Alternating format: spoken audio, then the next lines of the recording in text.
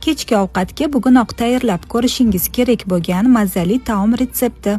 Po'stlog'i artilgan kartoshkani suvda qaynatib, pishirib, sariyog', tuz, slivichniy sir solib ezamiz. Murch, kashnit solib aralashtiramiz. Chuqurroq idishi chetiga folgani o'rab, ko'rsatganimdek shakl berib olamiz.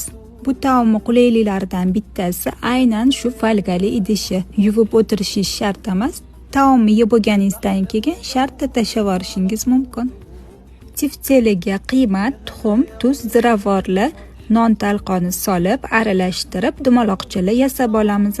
Folgali idishimizga pyure, kislo-sladkiy sous, xohlasangiz tomat surib, tifsellarni qo'yib, qizib turgan duxovkada tepa-pastini yoqib pishirib olamiz. Pishib chiqishiga yaqin sir sepib 10 daqiqaga duxovkaga solib olamiz. Qarabsizki, eng oson va mazali taomimiz tayyor.